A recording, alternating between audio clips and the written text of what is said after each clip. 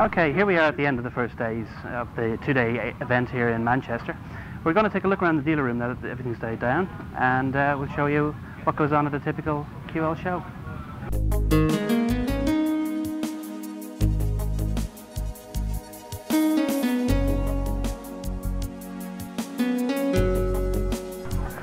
On the way around the room, as you can see, all the trailers are laid out all the way around the room. We've got first Jochen Mers for JMS systems.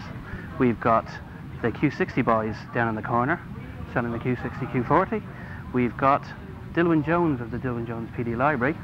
Next is me, who isn't down there at the minute. And in the corner is the bring and buy sale, which has been a steadfast feature of every QL show.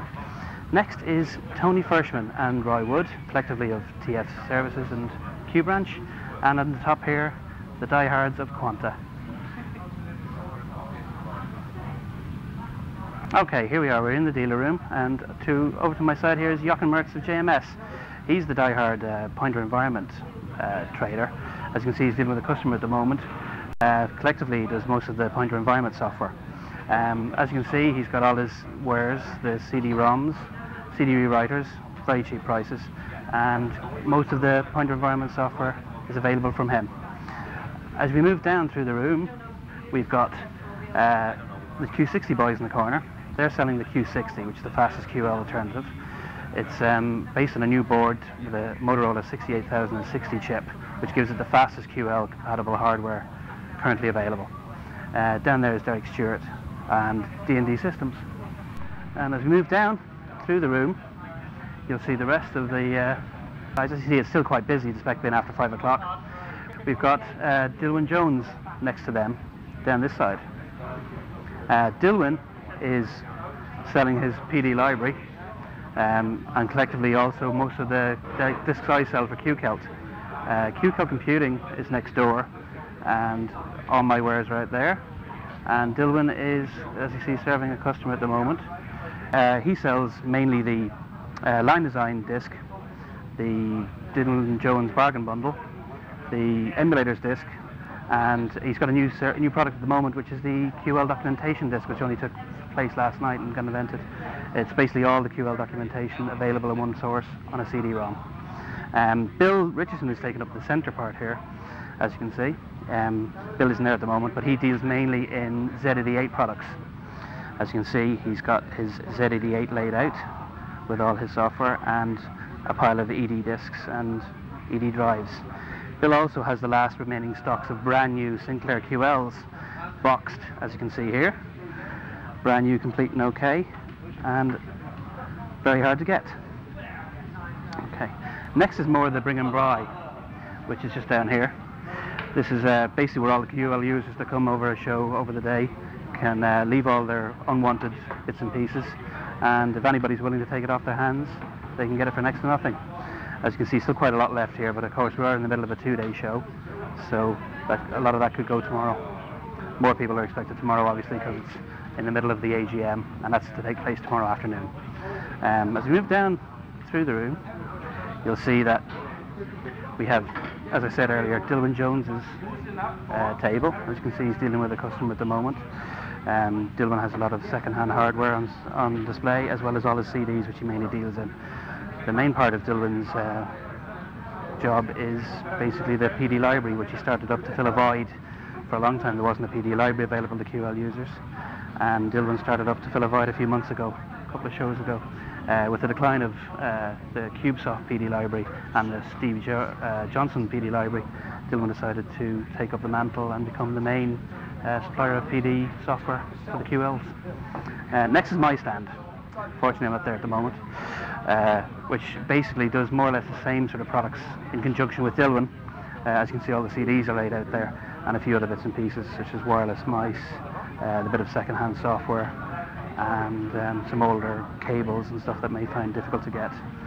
As I said earlier on, in the corner, we've got the bring and buy sale, which is all the unwanted junk, as earlier, and that's available in the corner, manned ably by somebody who's willing to take any offers to get rid of this stuff. So if you want to pick up a really good QL system, this is probably the best place to go if you don't already have one. QLs are available for very cheap prices, basically whatever you're prepared to offer. You'll find QL there, power supply. You'll probably get yourself a decent system up and running for a very, very, very affordable price. Software galore, disk drives, disk interfaces, all available there. And next is the main sort of source of repair for a QL. If you've got a broken QL, there's really only one place to go now, and that's to Tony Fershman of TF Surfaces. And Tony, as you see, is dealing with the customer at the moment as well. We're all still quite busy, despite being late in the evening. Tony has all this stuff laid out. Basically, the new software or hardware he would do would be the M plane, the Q plane, and the Hermes and Super Hermes chips, which allow you to connect keyboards to the QL, standard PC keyboards, as well as providing faster serial output and replacing basically the hardware that's there in terms of the serial ports on the QL. So it keeps up with today's modern standards. They come in sort of various flavors. The Super Hermes Lite is basically the keyboard interface. The Super Hermes, however, provides all of that and more, in the firm that you have 3 very fast serial ports and various other extras. Tony is known throughout the QL world for doing all sorts of weird things with Lego via his son Ben, and running it through the IC2 interface, which you can see displayed there at the moment. He's actually running a sweet dispenser. You put a token in, and controlled via the QL, it'll spit out sweets when you put in a token. Lots of various ways of controlling the I2C bus, and that's just one of them. He comes up with more and more varied ways of doing that each time. Next is another big trader, probably the second biggest trader next to Jochen, and deals with more or less the same products, is Roy Wood of Q Branch, who's the long-haired rock and roller in the corner with his back to us at the moment.